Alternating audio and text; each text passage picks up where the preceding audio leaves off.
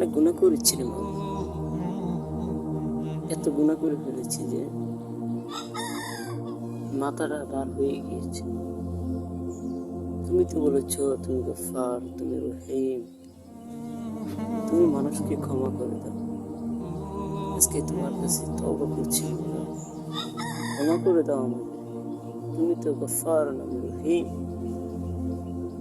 আল্লাহ, জীবনে অন্তরে পায়ে কত গুনাহ করেছি, হাতে কত গুনাহ করেছি, এই চক্ষু দিয়ে কত গুনাহ করেছি, অন্যায় অবিচার মানুষের সাথে করেছি। রব, ক্ষমা করে দাও।